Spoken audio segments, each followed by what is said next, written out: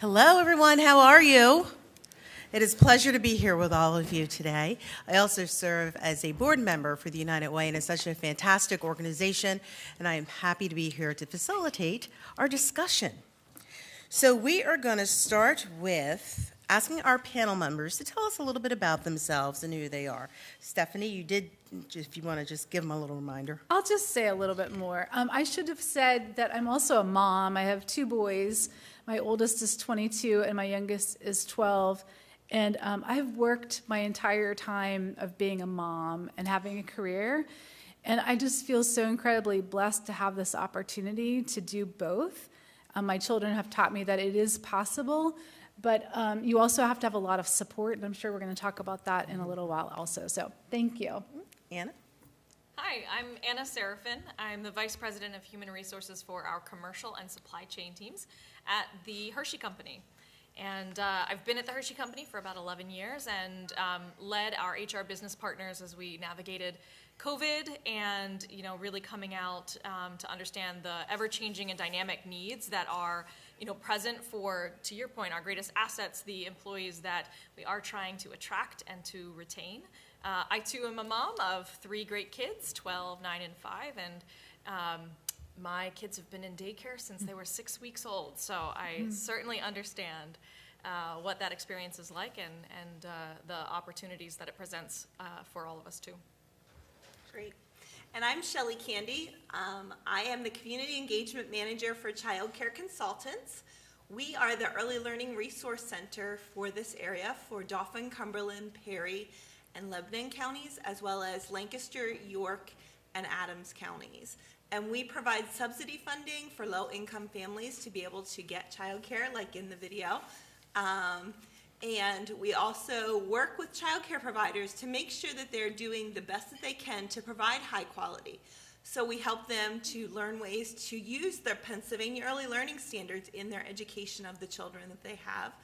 And I am also a mom. I have a 17-year-old son who's a senior and a 12-year-old, 14. He'll be 14 next week. 14, 8th grader son. And so I have been in the early learning career since my boys were little. I directed the child care that they came to. So I had them with me, which was a blessing. But I have been from teaching the whole way up to directing an actual center and now advocating and building community relationships with the United Way, with our school districts, with our business partners to be able to ensure that we're providing the best early learning opportunities for the children here in this area. Thank you. So we touched a little bit about this when we talked about flexibility in work schedules. Now, most of you know, if you remember during the pandemic, I worked from home for about 2 weeks from my living room. And then the other anchors were there too. While I enjoyed the flexibility, it was hard managing a dog barking and me trying to focus on doing the news. So for Stephanie and Anna, what is flexibility for your companies? How do you define it and how you provide it to your employees? I'll start. Yes. So flexibility at the Hershey Company is really defined by where you work, when you work, and how you work. And, I'm really proud of all of the work that our Total Rewards partners and the managers and leaders across our company have done to really do the right research and understand not only what are the trends and what are employees seeking to have as flexible options for how they work, but also how do they lead it? How do they really, kind of endorse it and live it themselves so that employees know they have the permission to live it too. There's kind of 3 things that I would highlight that I think are really important elements of our flexibility approach. And the when you work is really about, understanding how work flows in your teams and being able to kind of adapt for your family needs or be flexible with your teammates to really say, hey, if there is a time in the middle of the day that I have to carve out because I have to pick up my kids from daycare or go to a doctor's appointment, really working that in to the culture and saying that is something we absolutely support and we work through and around. The second part that I would highlight is where you work. And Valerie, you had 2 weeks of it. Some of our employees actually have yet to return to the office. They are still working full-time from home because of the culture, because our technology, because our leaders have really embraced it in a way that is highly effective. Now, we do believe that there is a unique portion of what it means to be a Hershey employee to come to our buildings and really experience the team environment, the collaboration that happens, the innovation that happens when you're together. And so we do encourage folks to come together. We had a great town hall just recently. It was really well attended. And it's, again, to your point, infectious energy. You really get a lot out of it. But it is an environment where if that's what you came in to do that day and you needed to go home afterwards to continue your day because of your schedule, that is something that our flexibility and our policies support.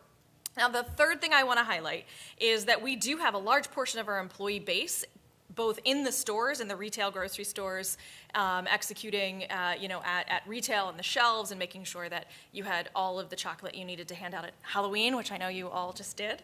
And then obviously in our manufacturing sites. And so flexibility takes a different feel and needs to be adapted to those employee bases as well. And so what we've done is really understood how can we create flexibility with our retail employees. It's when they start their day or finish their day or the days of the week that they work. And really finding a way that we can partner with our retail partners and with our leaders to make that an available benefit to our employees.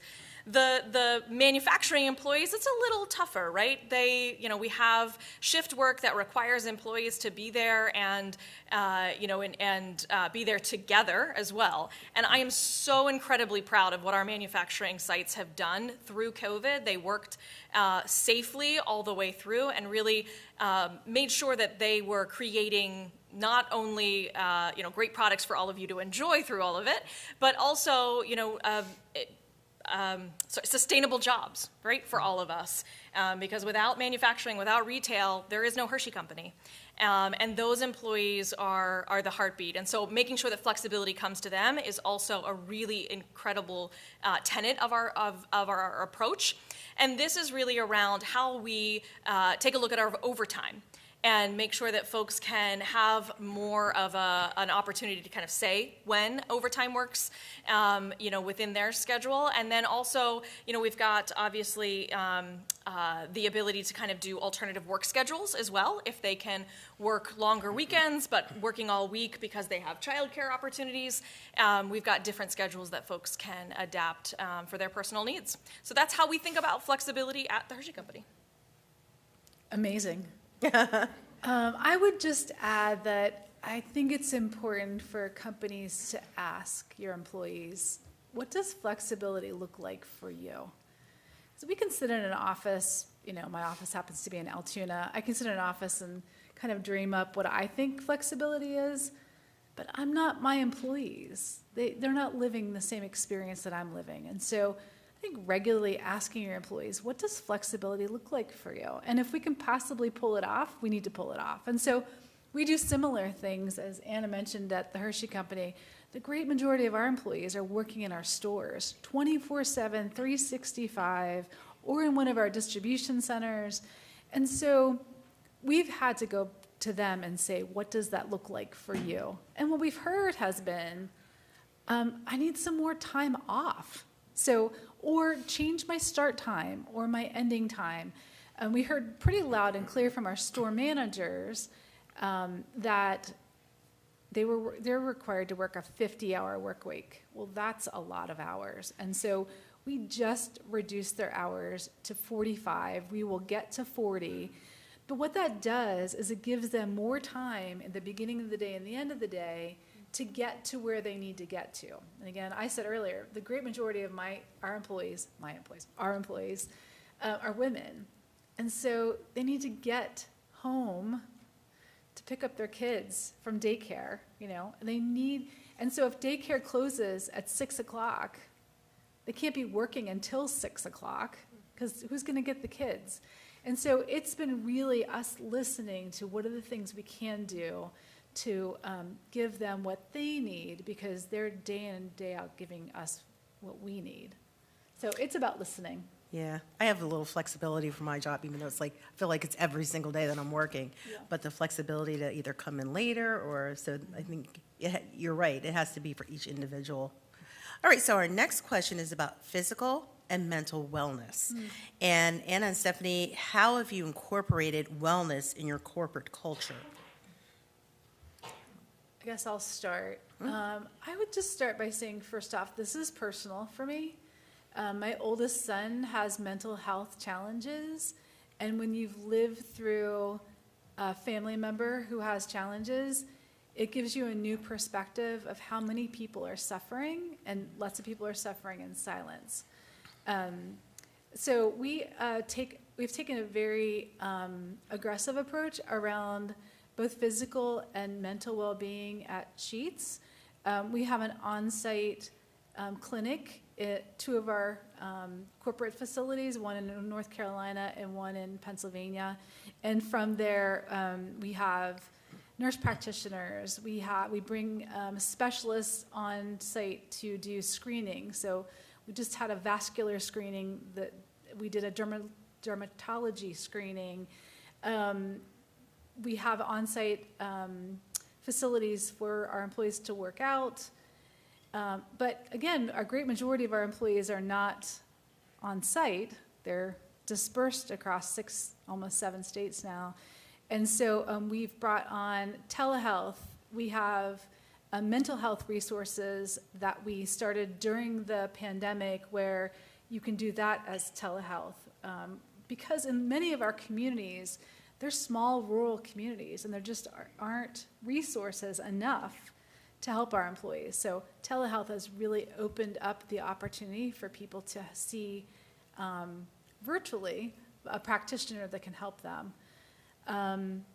In addition, we do regular flu shots and all those types of things, but we're trying to take it to our employees. Again, if you have to leave work to do any of these things, you're less likely to do it. And so the more often we can bring these services to our employees. So we've done like flu clinic on wheels, where we're driving from store to store, and you can get it's not a flu clinic, a flu shot clinic. We're not giving people the flu. You don't want to be spreading flu. That's right. Yep. And I'm curious about what you're doing at the Hershey Company. Sure. I'm glad that you led with the mental health wellness. I think that has taken center stage for really looking at the suite of offerings that we have for employees, and saying, do we have enough to really meet what folks are facing and dealing with? And I think post-COVID, we can all say there was more that was needed. And several of the similar things that we have done, but one that I would highlight is within our employee assistance program, which we always had, that gave access to our employees to mental health professionals, to free counseling and therapy sessions if that's something that they wanted to do. There were Elizabeth, you'll correct me when I'm wrong. I'm sure I'm wrong. I think we had 3 free sessions annually for all employees who wanted to take part in that. Post-COVID, taking a look at those offerings and knowing, there was a higher demand and a higher, deeper need for employees, and have extended that to, much more, upwards of, I think, almost 10 sessions annually. Yes, I got it right. She's shaking her head. Good. So 10 sessions annually. And again, just making it a sustainable approach to really investing in not just your health, but also your mental wellness. And then, obviously we've got great benefits that add incentives to employees to really, take an active role in their mental and their physical wellness. And I think the other opportunity that kind of presented itself that we jumped on post-COVID was also, how do we bring resources to parents who are also potentially looking for ideas and resources and tools to deal with children that are at home more, or that we're home with them all the time. And so really networked with service providers that were actually, you could schedule on-demand teachers that could do sessions with your kids that just gave you a mental break for 30 minutes, for an hour. And I know my daughter, my 5-year-old, she would ask me, when's the teacher coming on the computer, Mom? And I was like, oh, hopefully soon. So it was something we both really looked forward to and really brought a break in the stress for both of us. And so, really being in touch with, and to your point on listening, we do also employee surveys, and that was one of those things that said, hey, having this opportunity to kind of meet that need is something that's being requested. If I could just add one thing. I think it's critically important as employers that we also help to break the stigma. So many people are just not comfortable talking about mental health challenges, and if we can help to break the stigma, and so we started a campaign to really start talking about it. At Sheetz, I shared my personal story with my son, and it opened the door for a lot of people to say, I think I'm going to actually reach out and get some help. So I think it's great to have the resources, but if people are willing to reach out and get them, then it's kind of for naught. So I would say that. The other thing I would say is we're also bringing mindfulness meditation to Sheetz. We are starting with our women's leadership group and offering to them free to learn a little bit about mindfulness and meditation as a stress reduction tool. And so super excited about that. Oh, it is interesting. So we know not all organizations have the infrastructure to make these big changes. How can women find resources around wellness on their own? Any tips for them? Anna? I think it's a huge conversation, in I don't know how many wellness influencers I follow, but it's a lot on Instagram or Twitter. But I think we are fortunate to live in this time where it is something folks want to talk about, want to learn, and want to share resources. One of the things that the Hershey company has that I think is really kind of an undersold benefit, because it's not something, it's something employees do together, are our business resource groups. And one of our, if not our largest chapter, is the Women's Business Resource Group. And it's been a place over the years where not only can ideas come from that to kind of enable us to look at different benefits or resources that folks can tap into, but they're resources for one another as well. And so while they're not, we're Hershey employees, we're not, wellness experts, we are a hugely supportive organization, have a really strong, very friendly and supportive culture. And so I think leaning on one another and having that network internally that you can access like-minded folks that are going through the same things is something that's really been a critical resource for our employees too. Yeah, and if your company has an EAP, it's a great opportunity to reach out to your employee assistance program. They may have resources to help you as well. And then there's amazing things on the internet. I mean, there's some scary things on the internet, but there's amazing things on the internet. So if you go to a reputable source, it could be through your insurance provider. So oftentimes your health insurance provider has great resources out on the internet. So just do some research. And when in doubt, just reach out to a trusted friend, because they may be just the ear that you need and the resource that will be helpful to you. Has the pandemic changed your hiring process in any way, like keeping talented employees? What have you noticed? The pandemic has changed everything, yes. What an interesting time to be in HR, right? Yeah, it's changed everything. I think to some extent it has caused us to be more empathetic with employees in general, and prospective employees. And asking the question, how do we remove barriers that make it hard to work? Like, why do we make it hard for people to work? We should remove those barriers. So, we've changed some things. I think we've probably changed some of our standards. I wouldn't say we've lowered our standards. We've changed our standards. Questions we might have asked during an interview, like, does that really matter anymore? We're looking for great people, and let's make sure we're asking the right questions, and we're making sure that not only will they be a great employee, but we can be a great employer for them.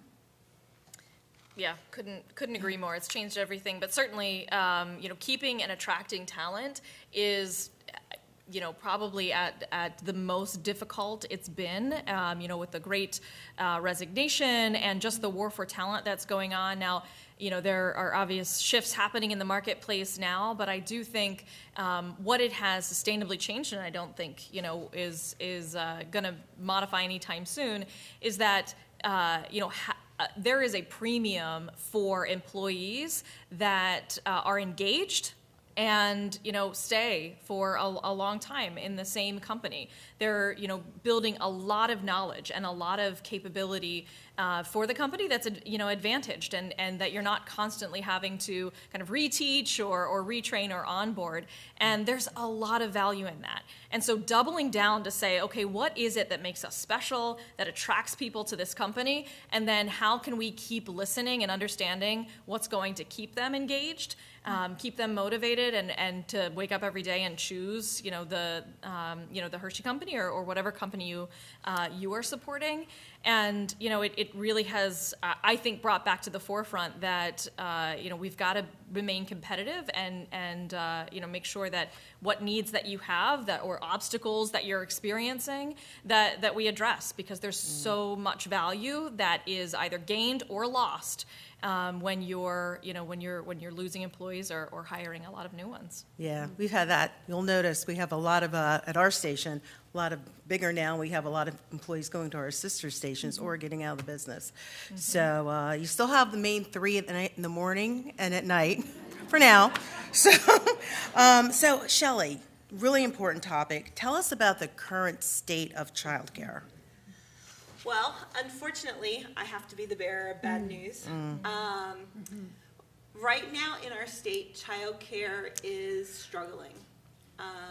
A survey by Start Strong PA that was completed in March of 2022 tells that of the 994 programs that responded across the state, 91 of them had staffing shortages. 91% of them had staffing shortages. The reason for these shortages, Stephanie shared with us, many of our childcare workers and early educators who are degreed teachers make less than $12 an hour. We pay our people who take care of our most prized possession probably the least. They can go to another company and make much more money. And so there have been very long waiting lists to get into child cares. For our program, for the subsidy program, we do not have a waiting list. We have funding available to be able to provide to families to get child care. However, they may have a waiting list for the child care that they want to go to, or the 5 child cares in their neighborhood may also have a waiting list. So it is a really, really vital time for the child care industry. In our area right now, we're probably at about 85% capacity. We've had programs close, we've had classrooms close, and it has been a hard, long battle in these last couple years for our child care workers. And of course, we're seeing changes in children academically as well as socially, because some of them, really needed that connection in the classrooms. Correct. We have seen an increase in children with social and mental health challenges during the pandemic. It's put a strain on the classroom teachers as they're helping to deal with these issues with the children. Recently, I was at a meeting for a school here in one of our counties, and they shared with us that 20% of the children who are coming to kindergarten are not prepared to be in kindergarten. 20%. And so what a struggle for those teachers in the elementary school who now have to make up all the lost ground. A child's brain develops most in the first 5 years of their life. All those synapses form, everything, that foundational knowledge is formed in those first 5 years. And so we're really losing the battle.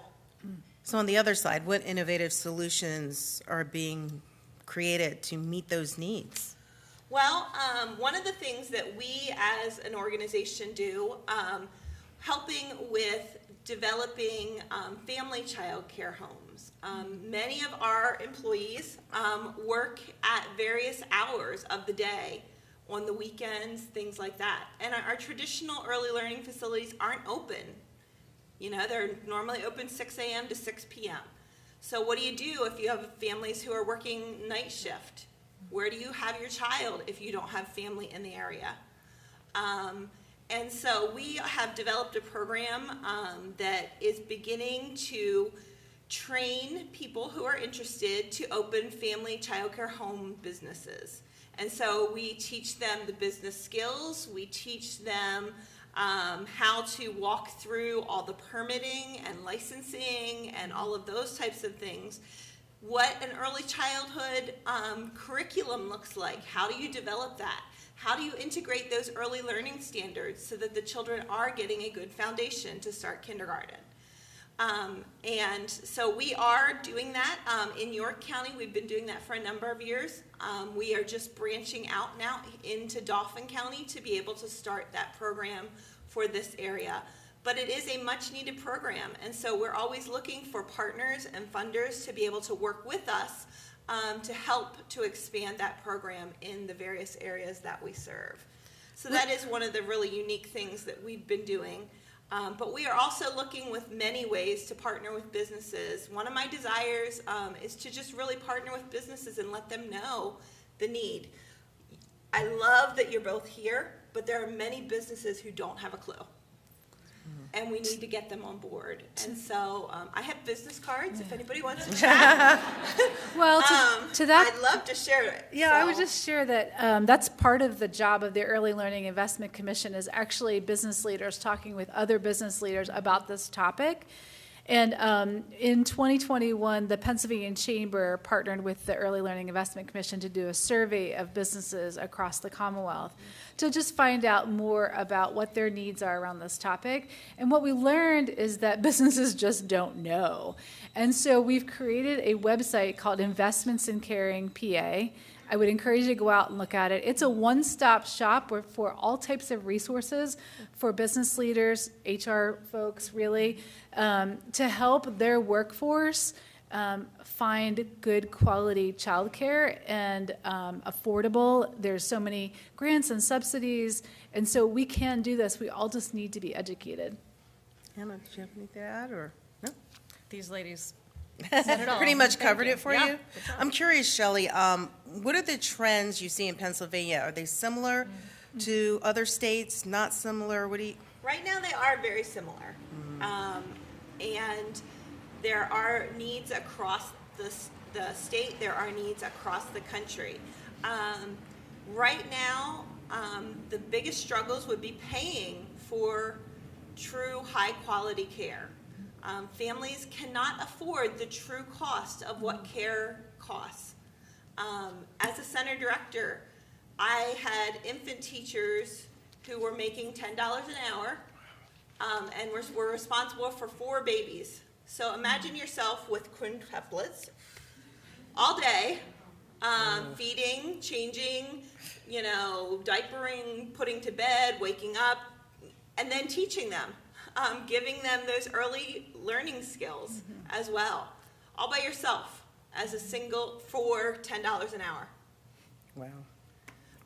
So looking at what the true cost of care is, looking at how we pay those early childhood educators the worth that they have.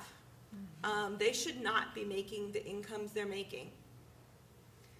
And then incentivizing for employers who are able to incentivize and help pay for child care benefits for their employees. So maybe there's a partnership between a local child care facility where so many slots of that child care the Hershey company helps pay for. And then their employees have the priority to get those slots. So there are all kinds of options and things that could be looked at to be able to expand the true cost of care. But that's being done across the U.S. That isn't just happening here in our area. So we're always looking for ways to build those relationships. As we start to close out today, we have a great group of women here, all diverse backgrounds.